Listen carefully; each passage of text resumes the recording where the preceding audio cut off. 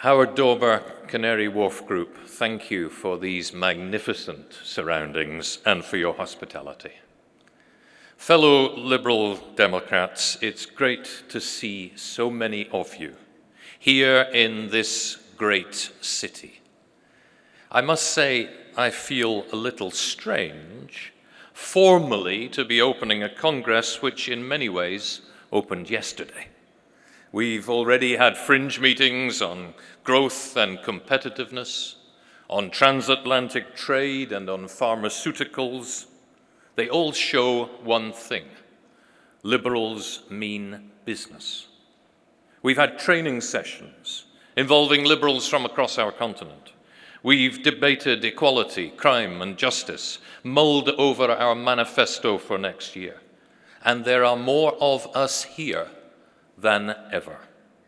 Tomorrow night, in the historic surroundings of the National Liberal Club, a very special dinner will be served, a dinner to celebrate 65 years of international liberal youth work, to unite old young liberals, and to found a fund for future generations.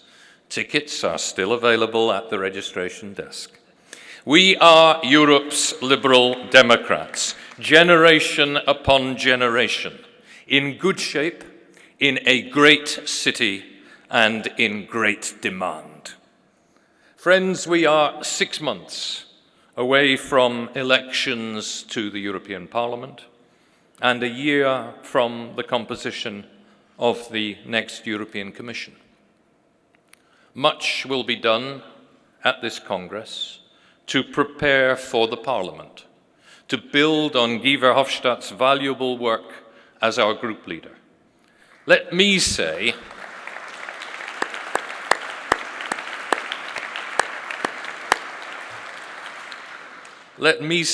a word about the Commission. Commissioners are Europe's equivalent of national government ministers.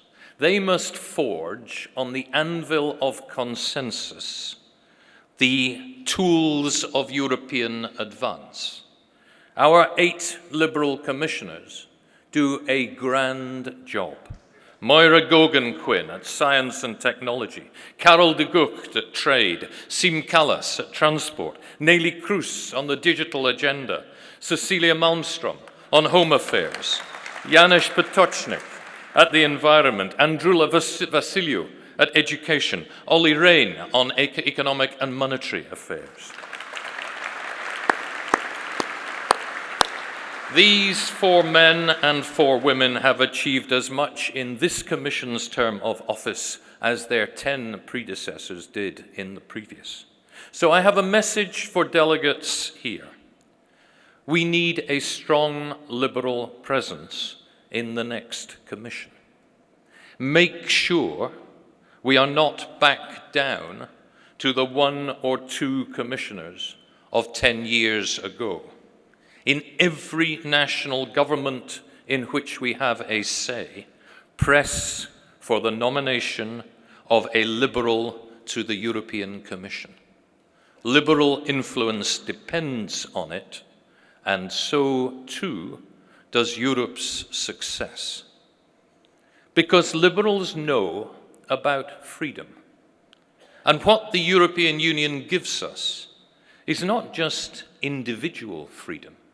It is the collective freedom to hold in check the giants of the global economy, the freedom to face down the hedge funds of East Coast America, the strength to stand up to the giants of Silicon Valley or of Guangdong province, a freedom we no longer enjoy at national level because the need to attract investment into a national economy limits the policy options for national governments.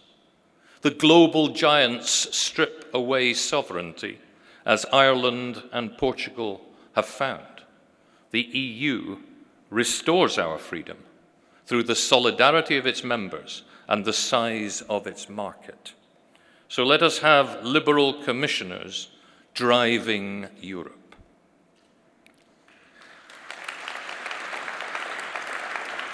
Now, despite its size and its solidarity, Europe cannot do everything. We cannot resolve the civil war in Syria, though we're trying hard. But liberals can steer our continent's course by a liberal compass. You know that just 5 European Union countries take a quarter of all Syrian refugees to Europe. In 4 of those 5, liberals are in government. We show solidarity. We provide equipment and medical supplies. We bring both sides to the table to talk. Because when Europe's last picture is painted and the tubes are twisted and dried, liberals want the oil on the canvas to show a generous, bold, responsible Europe, not the closed, fearful community of the racists and the populists. We can build a liberal Europe.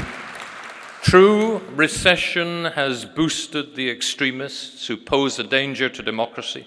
True, we suffered a setback in Germany, where the past managed to overlap the future.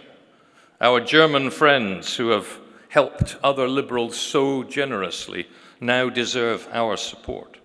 But liberals have surged forward in recent elections from one corner of our continent to the other, from Iceland to Georgia, through Norway, Luxembourg, Austria, the Czech Republic, because where we liberals sing from our souls, from the full sheaf of our scores, the genius of liberalism still ignites and inspires. We care first and foremost about freedom and dignity. Look at Europe through that optic. In Russia, in Belarus, in Azerbaijan, freedom is frozen. Our liberal friends can stand for election, but they will not win.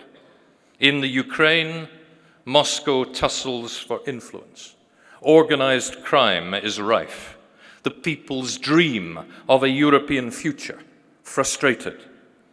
In some Southeast European member states, institutions are weak. Corruption still corrodes. Reform requires courage, determination, guts, and grit.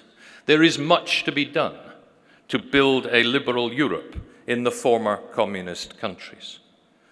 But look at freedom, democracy in established democracies too.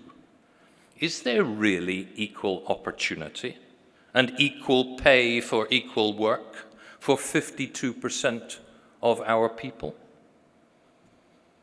Is there really an equal chance of equal treatment for Romanians and Bulgarians demonized by the right as soon as free movement of workers is granted?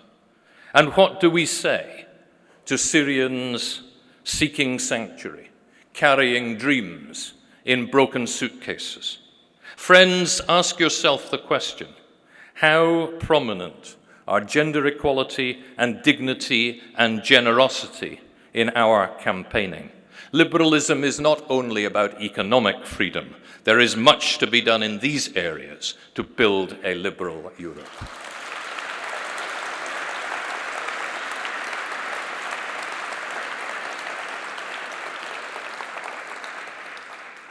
Fellow liberals, to pay for the things we want, of course we need a successful economy.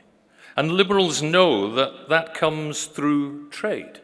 And that is why Karel de Gucht is pressing for a transatlantic trade and investment partnership, building on his tremendous trade agreement with South Korea and his new FTA with Canada. He's working hard on China, Singapore, India, Japan. Trade within Europe must be boosted too. The single market has meant millions of jobs, thousands of euros more in family incomes. But after all these years, it is still not finished. Better application of the Services Directive would add 2.5% to GDP. A true single market in transport would have tremendous value, as Commissioner Kallas has shown. Transposition of the Third Energy Directive, still missing in 7 states, could bring billions. Neelie Kroes's work on superfast broadband is key. Research and innovation are the seeds of success. Moira Gogan-Quinn is pioneering progress, making the switch from fossil fuels to a low and zero carbon economy. Janusz Potocznik, sound public finances as the bedrock of progress. How much we owe to Olli Rehn. When Social Democrats and Christian Democrats oppose the opening of markets and balancing the books, let us tell them this: opportunity is what you are stealing from our citizens. Everywhere you look, liberals lead the drive in freeing Europe's economy, in building a liberal Europe.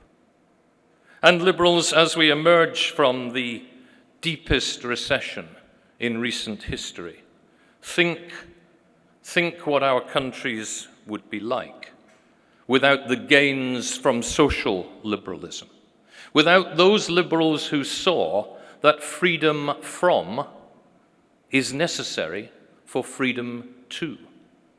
Without the freedom from want, assured by unemployment insurance, Southern Europe would be in flames.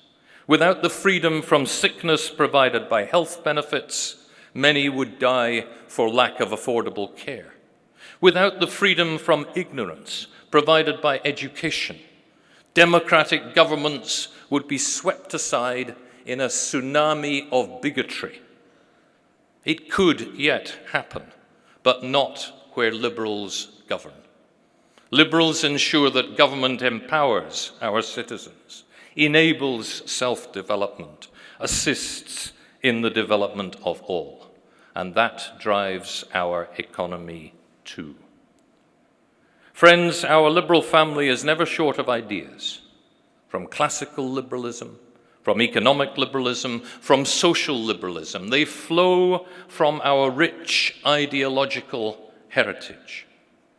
And here in London, for our manifesto, we will test those ideas. You know, this city will welcome our presence with a French aristocracy and a German monarchy. We are well used to foreigners. London, this magnetic microcosm of worlds expansive, gave birth to John Stuart Mill. It buried Karl Marx. It has produced people